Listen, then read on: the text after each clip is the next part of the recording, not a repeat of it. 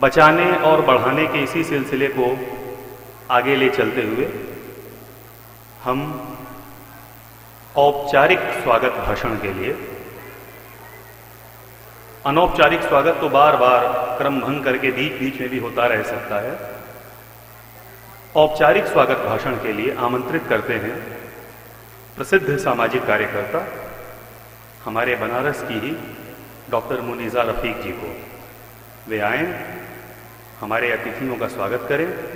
वे आयोजन समिति की अभिन्न सदस्या हैं और हम इस बात से बहुत खुश हैं अपने बीच सुप्रसिद्ध अर्थशास्त्री, राजनीतिक विचारक प्रोफेसर दीपक मलिक साहब को पाकर और हमारे नेता कोलसला के विधायक, हमारे योद्धा, हमारे ग्लैडिएटर श्री अजय राय जी को। डॉक्टर मुनीज़ा रफ़ीक जी।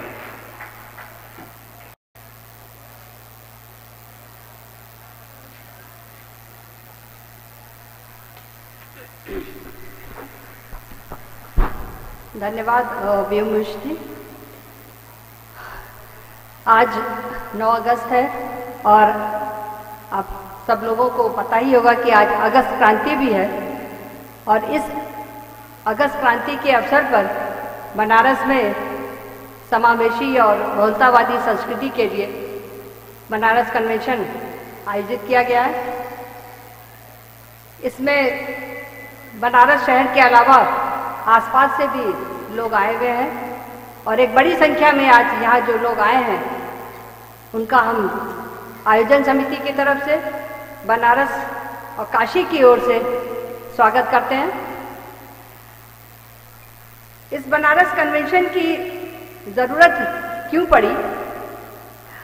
जैसा कि हम सभी जानते हैं कि बनारस, जिसको काशी भी कहते हैं, वाराणसी भी कहते हैं, एक दुनिया के प्राचीनतम शहरों में से है और इस शहर की एक खासियत या खूबी यह है कि ये एक बहुलतावादी शहर है जहाँ विभिन्न धर्मों के, विभिन्न जातियों के, विभिन्न संप्रदायों के लोग आते रहे हैं और जिस शहर ने, इस काशी ने एक संदेश जो हमेशा दिया है वो एक साझा संस्कृति का दिया है, वो एक मिलीजुली संस्कृति का दिया है, वो एक गंगा जमने तहजीब का दिया है और ये तहजीब, ये संस्कृति बची रहे, इसके लिए लगातार हम सब लोग बनारस के विभिन्न संस्थाओं से जुड़े लोग, बनारस के विभिन्न क्षेत्रों से जुड़े लोग काम करते रहे हैं और ये संस्कृति बची रहे, इसके लिए ज़रूरत पड़ी कि हम लोग हर वर्ष एक बनारस कन्वेंशन करें, जिसकी शुरुआत इस बार की गई है और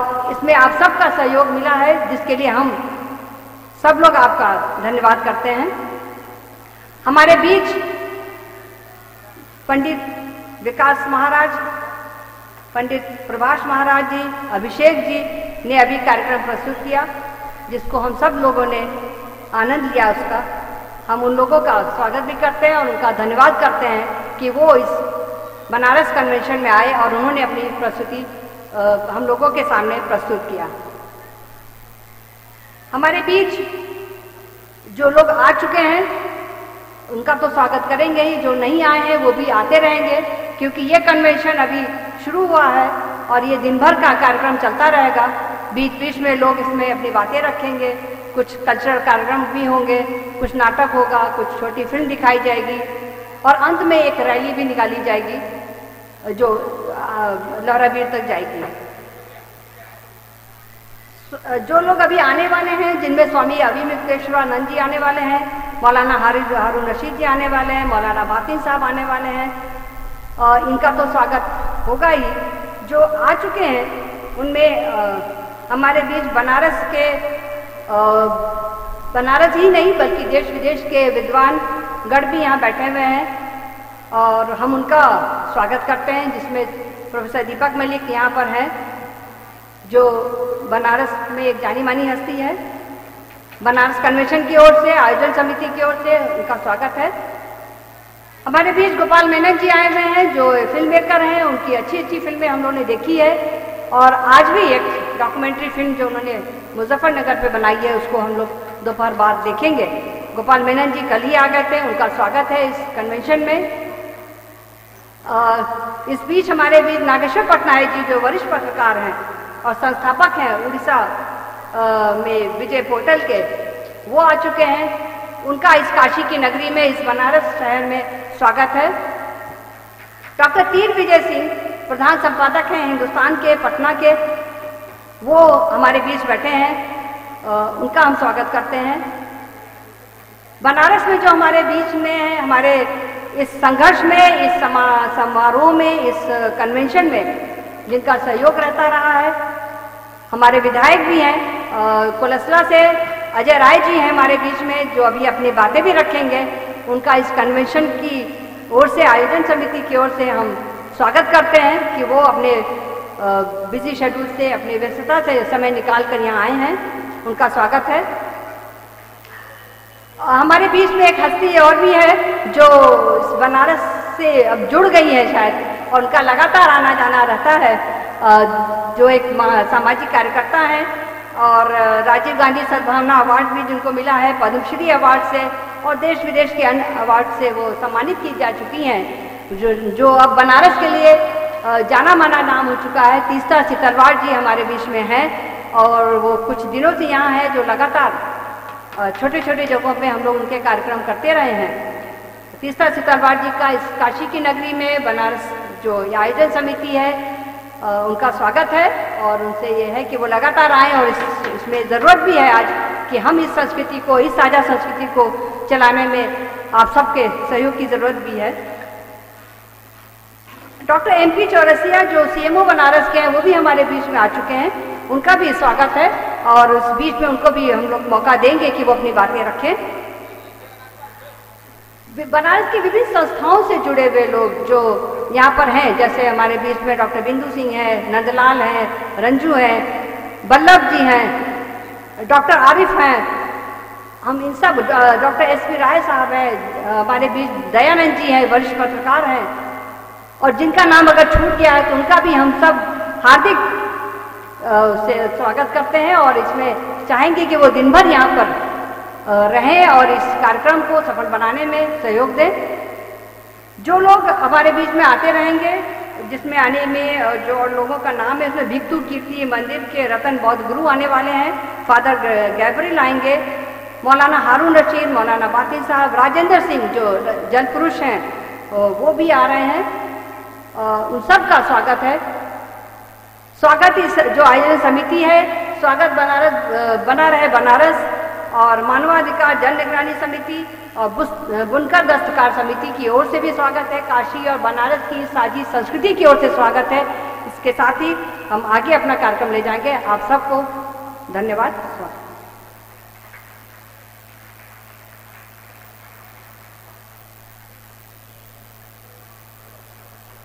धन्यवाद मुनीजा जी। इतनी बड़ी और इतनी विविध किस्म की जन सहभागिता है यहाँ पर कि किसी भी तरह की सूची बनाने से बहुत सारे नाम छूट जाएंगे। हम स्वागत करेंगे तब भी, हम आभार प्रकट करेंगे तब भी, इसमें इतने स्तरों पर लोग हमारे साथ जुड़े हुए हैं कि हम सबको बगैर नाम के बुलाते हैं, सबको बगैर नाम के स्वागत करते हैं।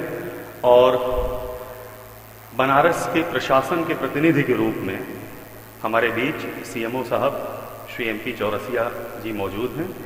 हम उनसे गुजारिश करेंगे कि वे आएं और एक संक्षिप्त उद्बोधन के जरिए हमारा मार्गदर्शन करें। श्री MP चौरसिया जी।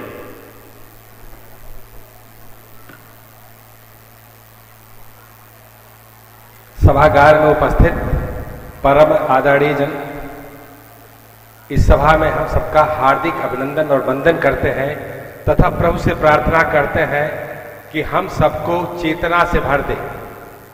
चेतना जिसकी की सर्वदा जरूरत है हमारे समाज में, भारतीय समाज में, और सर्व दुर्भाग्य है कि सर्वथा अभाव है। यही पीड़ा है। मैं अपनी बात कबीरदास के 2 पंक्तियों से निवेदित करना चाहूंगा। साधो देखो जग बौराना, साधो देखो जग बौराना, सांची कहूं तो मारन जाऊं, झूठा जग पतियाना, साधो देखो जग बगराना। समाज में जो संवेदनशील लोग हैं उनकी यही पीड़ा है। मनुष्य का जन्म वनस्पतियों से विकास करते हुए, जानवरों से होते हुए चेतना की एक धारा उठी जिसको कि मनुष्य कहा गया। मनुष्य पैदा क्यों हुआ? मनुष्य जानवर से अलग क्यों है? केवल सत्य को जानने के लिए। सत्य का मतलब होता प्रकृति, भगवान। जब सत्य को आप जान लेते हैं तो सत्य ही हो जाते हैं, भगवान ही हो जाते हैं। लेकिन जानना मुश्किल है। बस कृष्ण जी ने भी बहुत मेहनत किया, गीता में 18 अध्याय तक मेहनत किया उन्होंने लगातार। और कृष्ण जैसा महापुरुष और अर्जुन जैसे योद्धा को, जो कि महान पराक्रमी था, 18 अध्याय तक इतना मेहनत करने के बाद तब जाकर के उनको आत्मस्थित करा पाए। सौभाग्यशाली हैं वो लोग जो कि मरने से पहले अपने को जान जाते हैं, आत्मस्थित हो जाते हैं, अपने अंदर बैठे हुए भगवान को पहचान लेते हैं। और अभागे हैं वो जो कि जीवन पर्यंत नहीं जान पाते हैं। दुर्भाग्य ये नहीं है कि आप जो है गरीब होके मरते हैं, अशिक्षित होके मरते हैं, या सौभाग्य ये है कि आप बहुत बड़े पूंजीपति और बड़े विद्वान होके मरते हैं। इससे कोई फर्क नहीं पड़ता है। फर्क पड़ता है चेतना से। उसको और लोगों ने भी कहा है, विवेकानंद जी ने भी कहा है, उसको दूसरे शब्दों में कहा है। पिछली सदी में बहुत से महापुरुष पैदा हुए, लेकिन गांधी जी और विवेकानंद जी दो अविस्मरणीय हैं। और दोनों जो है हमारे अनुसरण करने जैसे लोग हैं। अगर उनको अनुसरण करें तो ये देश जो कि आध्यात्मिक देश रहा है, और सुनने में बड़ा अटपटा लगेगा आप लोगों को, जैसे कि बॉम्बे आर्थिक राजधानी है और राजनीतिक राजधानी दिल्ली है, वैसे ही आध्यात्मिक राजधानी देश की बनारस है। देश ही की नहीं, चूंकि पूरे विश्व का अग्रणी जो है भारत ही है, और उसकी राजधानी जो है आध्यात्मिक बनारस है। तो बनारस ही पूरे विश्व की आध्यात्मिक राजधानी है। लेकिन ऐसा बचा नहीं है, ऐसा बचा नहीं है। उसके पीछे कारण ये हो गया है कि हम लोग अपने को जान नहीं पा रहे हैं।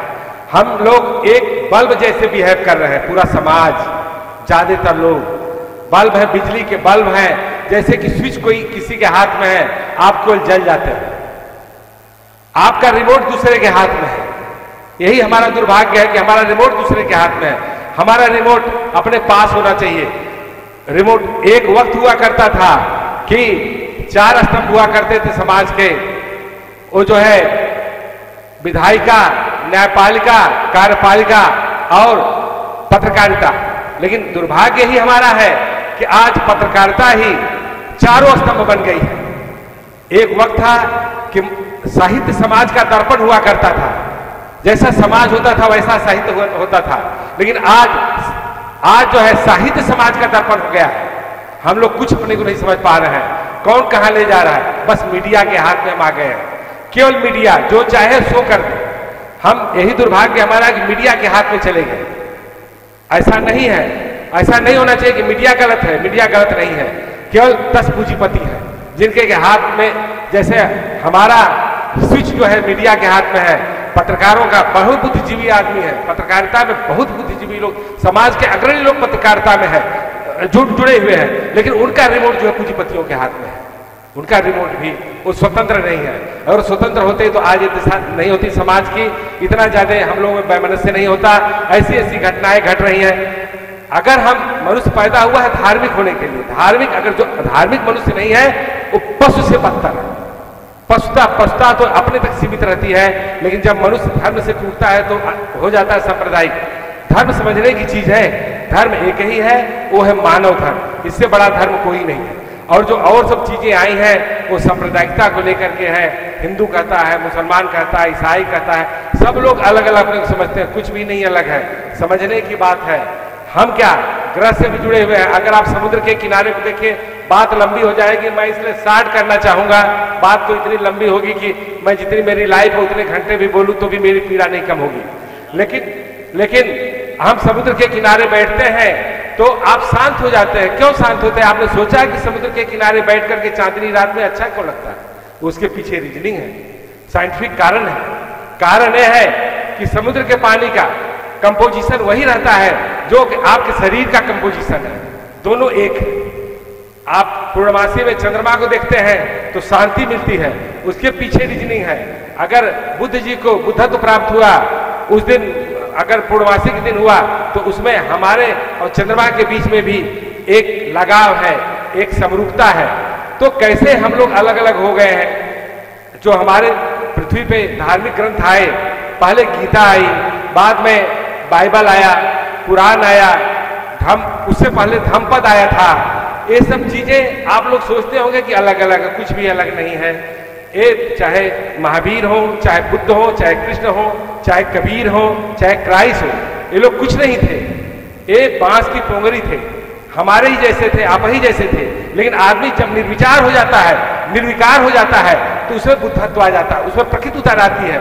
जैसे कोई घड़ा हो उल्टा रखा, हम लोग उल्टे रखे हुए खड़े हैं, हम सभी उल्टे रखे हुए खड़े हैं, घड़ा को सीधा कर दिया जाए, उसमें पात्रता आ जाए। वो तो हमेशा प्रकृति बरस ही रही है, भगवान तो बरस ही रहा, ईश्वर तो बरस ही रहा है, वो खाली घड़ा में भर जाता है। वही बुद्ध, कृष्ण, महावीर, गांधी, कबीर, ये सब लोग हुए हैं, कोई अलग से नहीं हुए हैं। और उन्होंने एक ही चीज उद्घोष किया है, अलग अलग उद्घोष नहीं है, भाषाएं अलग अलग है। कोई अरबी है, कोई हिंदी है, कोई उर्दू है, भाषाएं अलग अलग है। सत्य एक है, भगवान एक है, प्रकृति एक है। जिसने भी उद्घोष किया है, एक ही उद्घोष किया है। वो लोग उद्घोष करने वाले बांस की पोंगरी थे। इस मामले में मुसलमान ईमानदार है। मुसलमान से अगर कहिए कि फला चीज कुरान में लिखी हुई है, मोहम्मद साहब ने कहा, जवान पकड़ लेगा आपका, कहा नहीं, खुदा ने। और हमारे गीता में बार बार आता है भगवान उवाच, कृष्ण उवाच, किसने भगवान का रूप पकड़ लिए। वो बांस की पोंगरी थे, उनके थ्रू आया, हम बोल रहे हैं, माइक के थ्रू जा रहा है, माइक नहीं बोल रही, मैं बोल रहा हूं, पीछे मैं नहीं। वैसी प्रकृति, इस बात को समझ लेने जैसी चीज है। समय नहीं है, समय नहीं है, इस चीज का हमको संज्ञान में है। बातें बहुत है, मैं बातें अपना खत्म करूंगा, क्योंकि अपना पीड़ा तो, और जितने भी सेंसिटिव लोग हैं बहुत ही ज्यादा सोसाइटी में परेशान है।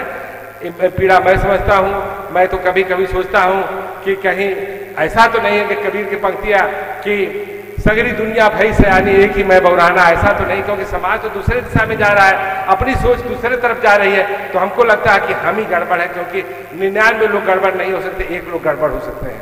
खैर, समय बहुत कम है, मेरे पास भी वक्त नहीं है, मैं भी ड्यूटी आवर से वक्त निकाल करके आया, क्योंकि हमारा बड़ा लगाव बुद्ध जी के प्रति, कबीर के प्रति, कृष्ण के प्रति, मोहम्मद साहब के प्रति, सबके प्रति है, क्योंकि सब में हम एक रूपता देखते हैं। और एक सौभाग्य हमारा है कि एक रूपता देखने वाला ही आदमी यहाँ का मुख्यमंत्री है, जिसको कि न तो कुरान, गीता और बाइबल, जितने धर्मपद, सब एक ही जैसे दिखता है।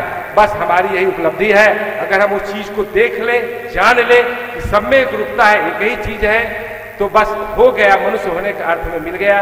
इन्हीं शब्दों के साथ अगर कुछ लोगों को हमारी बातों से पीड़ा हुई हो तो उसके लिए मैं क्षमा प्रार्थी हूँ। मैं आप सब में बैठे प्रभु को प्रणाम करता हूँ, मेरा प्रणाम स्वीकार करें। अंत में 2 पंक्तियां कहना चाहूंगा। पंछी, नदियां, पवन के झोंके, कोई सरहद ना इन्हें रोके, सरहद तो है इंसान के लिए, सोचो मैंने और तुमने क्या पाया इंसान होके। जय हिंद, जय भारत।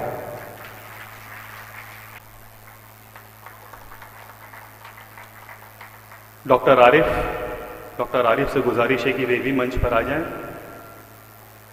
बिंदु जी, वल्लभाचार्य पांडे जी, डॉक्टर मुनीजा रफीक,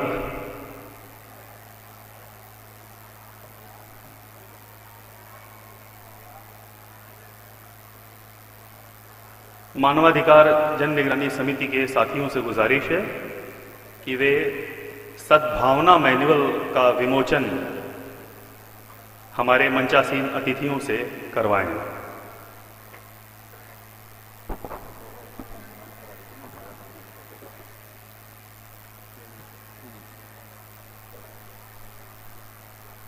हम चाहेंगे कि हमारे मुख्य आयोजक डॉक्टर लेनिन श्री अजय राय जी को माला पहनाकर उनका स्वागत करें।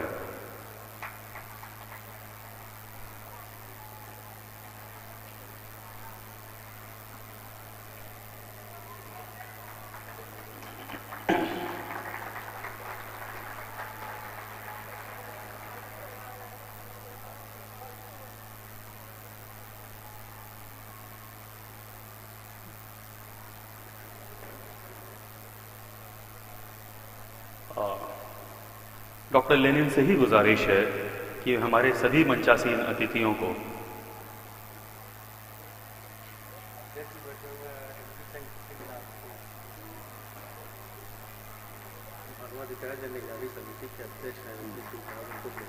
उसके बाद बहुत सारे शब्द हैं, चिंता मत कीजिए।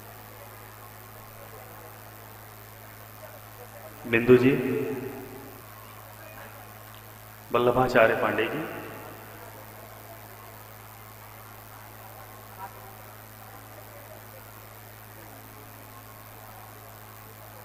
ये पूरा कार्यक्रम समावेश, सहअस्तित्व और समरसता की संस्कृति को आधार बनाकर और समाज में उसको अर्जित करने के लिए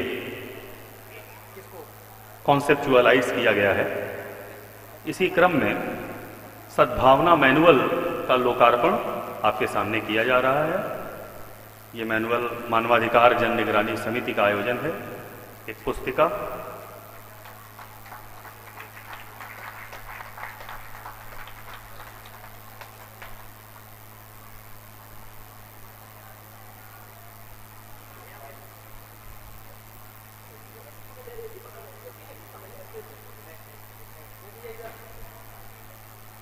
हमारा इतिहास गवाह है कि पिछले करीब 1000 साल से सांप्रदायिक सद्भावना हमारे लिए एक बहुत बड़ा मुद्दा है। सांप्रदायिक सद्भावना हमारा लक्ष्य है, हम उसे अर्जित करना चाहते हैं और जिस सीमा तक हमने उसे प्राप्त कर लिया है उसे पुष्पित और पल्लवित करना चाहते हैं। उसी दिशा में एक प्रयत्न सांप्रदायिक सद्भावना मैनुअल। और इस पूरे कन्वेंशन के इर्द गिर्द जो मुद्दे हैं, इसके बीच में, इसकी नाभि में जो विषय है, उस पर जिस व्यक्तित्व को हमने पिछले कई वर्षों से लगातार बहुत जेन्युइन काम करते हुए और बनारस की जनता के साथ कंधे से कंधा मिलाकर चलते हुए देखा है, सौभाग्य से वे हमारे बीच हैं। बिल्कुल सीधा, लौकिक और प्रत्यक्ष समर लड़ने वाले श्री अजय राय जी। हम उनसे बहुत कुछ सुनना चाहते हैं, उनके मन में क्या है इस बीच और वो कौन सी बातें हैं जो वो हमसे करना चाहते हैं। श्री अजय राय जी, हम उन्हें माइक पर बुला रहे हैं।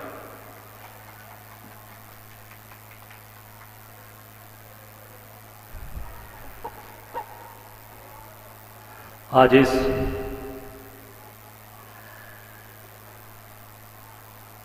कबीर चौरा के मूल गाधी मठ और कबीरदास जी के इस प्रेरणा स्थल पर आज ये बनारस कन्वेंशन का आयोजन हुआ है और इस आयोजन में उपस्थित बनारस ही नहीं, देश के माने जाने लोग बैठे हैं जो अपने फील्ड के, अपने क्षेत्र के, देश के महारथी हैं। इसमें जो जल पुरुष के नाम से जाने जाते हैं इस देश के अंदर, दुनिया के अंदर, राजेंद्र सिंह जी ये आए हैं। हमारे दीपक मलिक साहब जो बनारस के एक दिशा देने वाले कि बनारस की दिशा किस तरफ जाएगी। यहाँ पर बैठे हमारे जिन्होंने आयोजन किया, लेनिन जी, जो लगातार संघर्ष करते रहे हैं गरीबों के बीच में, गरीबों के लिए। हमारे देश की जानी मानी हस्ती जिन्होंने सांप्रदायिकता के खिलाफ हमेशा लड़ाई लड़ी और आज भी लड़ रही हैं। बॉम्बे से हमेशा, गुजरात से हमेशा हम लोग के बीच में आती रहती हैं काशी के लोगों को जगाने के लिए। ऐसी आदरणीय तीस्ता सीतलवाड़ जी, यहाँ पर मंच पर बैठे हमारे मुनिजा जी बैठी हैं, हमारे अन्य जो विशिष्ट गण बैठे हैं, कार्यक्रम का संचालन रमेश जी कर रहे हैं और सभी हमारे महाराज श्री बैठे हैं जिन्होंने भी सांस्कृतिक कार्यक्रम प्रस्तुत किए। हमारे काशी के गौरव हमारे सरदार साहब बैठे हैं और सभी हमारे सम्मानित जन हैं, पत्रकार बंधु हैं, छायाकार बंधु हैं। आज बनारस में ये बनारस कन्वेंशन करने की जरूरत क्यों पड़ गई? मैं समझता हूं शायद बनारस में ये पहला आयोजन इस तरीके का हो रहा है, मेरी जानकारी में जहां तक है ऐसा, कि बनारस में ऐसी आवश्यकता क्या पड़ गई। और स्थान का भी चयन जबरदस्त हुआ है। यहाँ से कम एक संदेश जाए पूरे समाज को, देश को, कि बनारस कैसे हमारा अच्छा रहे, कैसे हमारा बनारस जो बना रस है वो उसका रस बना रहे, इसकी आवश्यकता पड़ गई। आज बनारस के अंदर जो स्थितियां चल रही हैं, मैं समझता हूं कि बनारस का ताना बाना हमेशा बहुत मजबूती से खड़ा रहा है। हमेशा कहा जाता है शहर के बनारस में, बनारस के बाहर शहरों में, कि बनारस की गंगा जमुनी तहजीब। मैं समझता हूं कि अकेला ये शहर है पूरे देश का जहां पर इस शब्द का इस्तेमाल किया जाता है, इस गंगा जमुनी का। और ये बनारस से ही शुरुआत है, मेरी जहां तक जानकारी है और जहां मैं समझ सका हूं। इस नाते कि बनारस में हर समाज, हर वर्ग के लोग हैं। हिंदुस्तान का कोई कोना खोजेंगे आप, हर कोने के लोग यहाँ पर मिलेंगे। घाट पर चले जाइए, चाहे वो केरल का हो, कर्नाटक का हो, तमिल का हो, हर लोग हैं। यहाँ तक तो विदेशी लोग तो भरे पड़े हुए हैं। और मुस्लिम समाज तो पूरा का पूरा हमारे बनारस से ऐसा ताना बना जुड़ा है कि उनके बिना समाज का कोई काम हो ही नहीं सकता। तो ये इस बनारस को बनाकर लेके चलने में सबसे बड़ा योगदान इस समाज का है, जो समाज बनारस में रह रहा है। बनारस के घाट कैसे अच्छे हों, बनारस के मंदिर, मस्जिद, गुरुद्वारे, हमारे जिस स्थान पर हम खड़े हैं, कबीरदास जी का जन्म स्थान बनारस में, कैसे बुद्ध जी का स्थान कैसे अच्छा बना रहे, कैसे एकजुटता बनी रहे, मैं समझता हूं इसके मद्देनजर ये कार्यक्रम आयोजित किया गया है। और निश्चित तौर पे बनारस पूरे देश के अंदर एक अपना स्थान, एक पूरी दुनिया के अंदर एक अलग स्थान रखता है और खासकर देश के लिए तो एक दिशा देने का काम करता है। चाहे वो समाज में किसी तरीके का कोई कार्य, चाहे धर्म का कार्य हो, चाहे शिक्षा के क्षेत्र में कार्य हो, चाहे संगीत के क्षेत्र में कार्य हो, सब में यहाँ पर धुरंधर लोग रहे हैं इस काशी के अंदर और लगातार अलग अलग फील्ड में काम करते चले आ रहे हैं। बनारस तो शहर को हेरिटेज सिटी, बनारस शहर का विकास, बनारस को कैसे आगे ले चला जाए, इस पे बनारस के लोग हर बार नया एक प्रयोग करते हैं, लगातार प्रयोग करते चले आ रहे हैं। पर मैं समझ रहा हूं कि उस प्रयोग में सफलता नहीं मिल पा रही। इसलिए नहीं मिल पा रही है कि बनारस के मूल को समझना होगा पहले, कि काशी हमारी कहां पर मूल है, कहां बस्ती है काशी। गलियों का शहर है ये, छोटे छोटे जो पतली पतली गलियां हैं, छोटे छोटे मोहल्ले हैं, उसका शहर है ये। एक अजीब सा एक शहर का एक बनावटी, एक मैं समझता हूं एक बनावट है शहर की। गांव में भी चले जाइए, बिहार के गांव में अब चले जाइएगा, गाजीपुर हम लोग जहां के मूल निवासी, वहां चले जाइए, गांव दूर दूर बसे हैं। एक गांव से दूसरे गांव की दूरी लगभग 5 किलोमीटर, 4 किलोमीटर, 6 किलोमीटर की होती है। बनारस में आप चले जाइए, कोई गांव 500 मीटर, 800 मीटर से दूरी पर नहीं है, सटा हुआ गांव है। केवल बनारस में ही आपको मिलेगा। चंदौली में चले जाइए, यहां पर भी गांव दूर दूर हैं। गिरजापति जी आप उठाकर देखिए, चंदौली में आप चले जाइए, 5-5, 4-4 किलोमीटर पे गांव। बनारस जिले में आप कोई भी गांव, एक दूसरे गांव की दूरी मैक्सिमम 800-900 मीटर से ज्यादा नहीं, 1 किलोमीटर से ज्यादा, सटा हुआ एकदम एक पूरा का पूरा एक मैं समझता हूं कि ये बनारस है हमारा, एक दूसरे से पूरा लगा हुआ।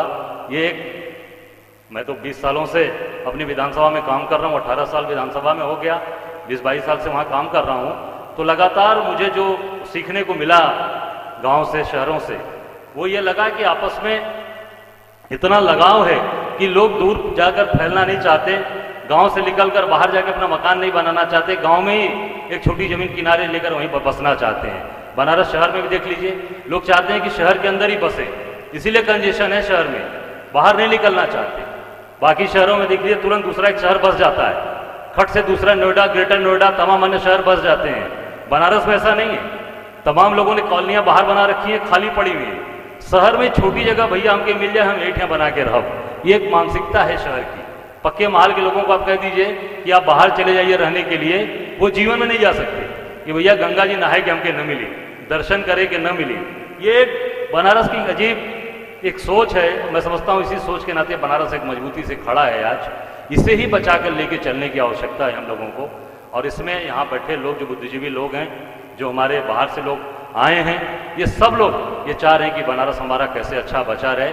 जो बाहर के लोगों की नज़रें इस पर लगी हैं, बाहर के जो लोग इस माहौल को बिगाड़ना चाहते हैं या उसे दूर करना चाहते हैं, वो कर नहीं पाएंगे, क्योंकि ये महादेव की नगरी है, बाबा भोले की नगरी है, जहाँ कबीरदास जैसे लोग, हमारे संत लोग, हमारे गौतम बुद्ध जैसे संत, हमारे रविदास जैसे लोग, जिन लोगों ने इस बनारस को समझा है, इस शहर को जो जिया है, मैं समझता हूँ इनका जब तक आशीर्वाद काशीवासियों पर रहेगा, काशी को बिखरने नहीं देंगे यहाँ के लोग। और यहाँ के जो हमारे जो एक अन्य सभी समाज के लोग हैं, इसको बांध कर लेके चलेंगे। हम लोग तो एक छोटे से उसमें जनप्रतिनिधि हैं, लोगों की सेवा करते हैं, लोगों के सुख दुख में खड़े रहते हैं और लड़ाई लड़ते हैं। जैसा कहा उमेश जी ने कि लड़ने वाला, उससे मैं समझौता नहीं करता। जो ईश्वर की दी हुई नश्वर शरीर है, जितने दिन है लड़ाई लड़ते रहो, और लड़ता ही शुरू से लड़ता रहा हूँ। 96 से लड़ रहा हूँ लगातार, और कहिए 91 से लड़ रहा हूँ। जब भैया की घटना घटी, अवधेश भैया की, मेरे भाई की, तब से लड़ाई लड़ रहा हूँ। दुनिया लाख कहती हो कि अजय राय के ऊपर तमाम आरोप हैं, तमाम प्रत्यारोप है, अजय राय के ऊपर माफियागिरी का आरोप लगाया लोगों ने, पर अपनी दमदारी से अजय राय ने कभी समझौता नहीं किया। और जिंदा रहते मैं आप इस स्थान पर कहना चाहूंगा कि उस दमदारी से कभी समझौता नहीं करूंगा, चाहे उसके लिए हमारे प्राण चले जाएंगे, चाहे हमारी हत्या हो जाएगी, अजय राय से समझौता नहीं करेंगे। क्योंकि लड़ाई जो लड़ी है तो उस पर लड़ूंगा, समझौतावादी नहीं हूं। इस नाते यहां पर खड़ा हूं। समझौता करना होता तो बहुत से प्रस्ताव आए मेरे सामने, बहुत से लोगों ने लालच दिया, पर हमने लात मारकर ठुकरा दिया कि समझौतावादी मैं नहीं हूं, लड़ाई लड़ता रहूंगा। और अपनी सिद्धांतों पर लड़ाई लड़ा, अपने हमेशा वजूद को बचा के रखा, वजूद को झुकने नहीं दिया, अपने मान सम्मान अपने लोगों को कभी गिरने नहीं दिया। उसकी लड़ाई लड़ता रहा हूं, लड़ता रहूंगा। और विकास के लिए चाहे मुझे बनारस को बचाने के लिए सड़क उतरना पड़ेगा, चाहे चौराहे पे लड़ना पड़ेगा, चाहे किसी भी राष्ट्रीय अंतर्राष्ट्रीय लोगों के सामने जो नेता आज इस बनारस के अंदर घूम रहे हैं, उनके सामने भी मोर्चा लेना पड़ेगा, कि आपका भाई पीछे नहीं हटेगा। आज इस स्थान पर मैं सिर्फ इतना ही कहना चाहता हूं कि आप सब लोगों का आशीर्वाद, जो हमारे बाहर के लोग आए हैं, उनका बना रहे। इस बनारस को मजबूती से आगे बचाकर हम सब लोगों को ले चलना है। इस बनारस जो हमारा बनारस जो एक सबसे पुराना शहर है, इस दुनिया का सबसे पुराना शहर है, इस शहर को कैसे और अच्छा बना के लेके चलना है। इस बनारस के अंदर जो अभी हमारे मेनन लोग बैठे हैं, मेनन भाई साहब लोग बैठे हैं, जिन्होंने अभी फिल्में बनाई हैं, बनारस को कभी मुजफ्फरनगर नहीं बनने देना, इस बनारस को कभी हमारा गोधरा नहीं बनने देना। इस बनारस को हमेशा हमारे एक भाईचारे की भावना हमेशा बनारस के अंदर बनी रहे, बनारस हमारा मजबूती से आगे बढ़ता रहे। इसमें यहाँ बैठे सभी लोगों की जिम्मेदारी है। हम सब लोग कंधे से कंधा मिला के बनारस के लोगों के साथ खड़े रहेंगे और बनारस की जनता की सेवा करते रहेंगे। इन्हीं बातों के साथ जो लोग बाहर से आए, सबका स्वागत करते हुए अपनी बात को समाप्त करता हूँ। जय हिंद।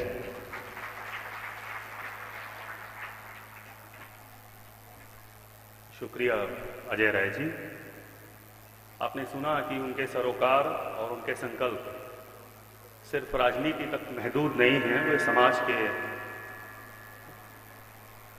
विभिन्न संस्तरों और आयामों तक जाते हैं और बनारस को समझने में आने वाली कठिनाई का जिक्र जैसे उन्होंने किया है।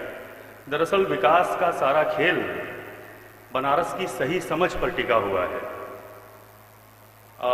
मशहूर गद्यकार इटालो कैल्विनो ने अपनी किताब इनविजिबल सिटीज में ऐसे शहरों का जिक्र किया है जो दिखाई नहीं देते, जो इनविजिबल हैं, और एक ऐसे ही न देखे जा सकने लायक शहर, और एक शहर है जो आंखों से दिखाई देता है। उसी शहर के भीतर एक और शहर है जो नंगी आंखों से नहीं दिखाई देता। उस शहर की प्रणति में एक वाक्य लिखा है उन्होंने, अंग्रेजी में है वो वाक्य, कि if it is what you believe you are wrong. अगर ये वही है जैसा कि तुम्हें यकीन था तो तुम गलत हो। तो बनारस को किसी विकास के उत्साह में, बदल डालने के जोश में किसी पक्की, कट्टर और रूढ़ समझ के साथ देखने में समझ के गलत हो जाने के खतरे हैं, और हमारा ये काम है कि हम गलतियों को रोकें। ये अभियान, जिसके लिए अजय राय जी ने कहा कि ये पहला ऐसा आयोजन है, इस भीड़ को ये सोचना चाहिए, इस जनता को ये सोचना होगा कि आखिर क्यों 7 वार और 9 त्योहारों वाले शहर में बनारस कन्वेंशन अपनी तरह का पहला आयोजन है। इतने संगीत समारोह, इतनी सारी बहसें, इतने सारे डिस्कशंस, इतना सारा उत्सव, इतना रथ जगह, और इसके बीच में ये आयोजन पहला आयोजन क्यों है? क्योंकि इस आयोजन की बिल्कुल साफ वैचारिक दिशा है। हम एक खास दिशा में आगे बढ़ना चाहते हैं, और उसके लिए बहुत ज़रूरी ऑक्सीजन हम हर बार अजय राय जी से हासिल करते हैं। हम इसके लिए हमेशा उनके शुक्रगुजार हैं। हालांकि वे भी हमारे इतने अनन्य हैं कि इस आभार की अलग से कोई ज़रूरत नहीं है। इसी क्रम में हमारे बीच वल्लभाचार्य पांडे जी हैं। हम उन्हें बुलाते हैं कि वे आएं और अपनी बातें कहें। संक्षेप का आग्रह है, और मैं ही कुछ ज़्यादा बोल गया हूं तो मुआफ़ी चाहता हूं। आप आइए। तो बिल्कुल अनौपचारिक विन्यास है इस आयोजन का। बनारस सम्मेलन में आप सबका स्वागत और अभिनंदन। बनारस सम्मेलन की जब से चर्चा चली थी 2-3 महीने बाद, और खासकर चुनाव के बाद, तब से लगातार हम लोग इस तैयारियों में थे कि कैसे, जैसे अजय राय जी कह रहे थे, कि किस तरीके से बनारस का जो ताना माना है, बनारस की जो गंगा जमुनी तहजीब है वो बनी रहे, और यहाँ का जो संरचना है वो बनी रहे। उस पे ही लेकर के हम लोग लगातार मंथन कर रहे थे, और आज ये कार्यक्रम उस स्वरूप में है, जहाँ पे कि सुबह जब हम लोग आए थे तभी सीटें लगभग भर गई थी। तो ये एक उत्साह दिखा रहा है कि लोगों में कितनी अंदर तड़प है, एक कसक है कि हम कैसे अपने बनारस को बचाएं और बना के रखे रहें।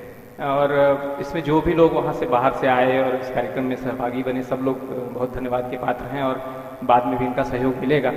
अब ये एक शुरुआत हुई है, और हमें लगता है कि हम लोगों को ये इस तरीके के कार्यक्रम लगातार अंतराल पे, और बहुत कम अंतराल पे, साल में एक बार तो फिर इस तरीके के सम्मेलन होने ही हैं, लेकिन कम अंतराल पे होते रहना चाहिए, करते रहना पड़ेगा। और ताकि जो बाहर से लोग जो आकर के इस बनारस के माहौल को, बनारस की फिज़ा को बदलना चाहते हैं या इसमें परिवर्तन चाहते हैं किसी तरीके का, वो संभव ना हो सके। और हमें पूरा विश्वास है कि इस तरीके की कोई भी जो साजिश है, कोई भी जो गतिविधि है, वो बनारस के लोग उसको असफल करेंगे और बनारस की संस्कृति को बनाए रखेंगे। धन्यवाद।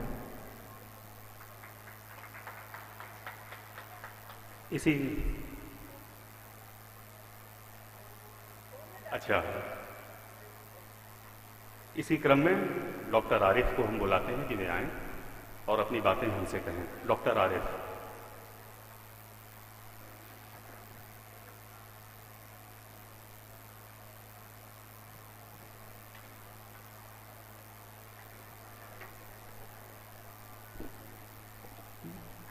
धन्यवाद व्योमेश जी। काफिले आते गए और हिंदुस्तान बनता गया, और हमने तो नमाजें भी पढ़ी है अक्सर गंगा तेरे पानी में वजू करके। और गालिब के एक शेर का तर्जुमा, जब वो बनारस आए और बनारस को उन्होंने देखा, तो अपने शेर में उन्होंने कहा, जिसका तर्जुमा कि सुबह ब्राह्म मुहूर्त में घंटा और घड़ियाल की आवाज, सुबह फज्र के वक्त अजान की आवाज, सुबह मंदिरों में दर्शन करते श्रद्धालु और गंगा में वजू करके मस्जिदों में नमाज पढ़ते लोग, यही तो हिंदुस्तान है।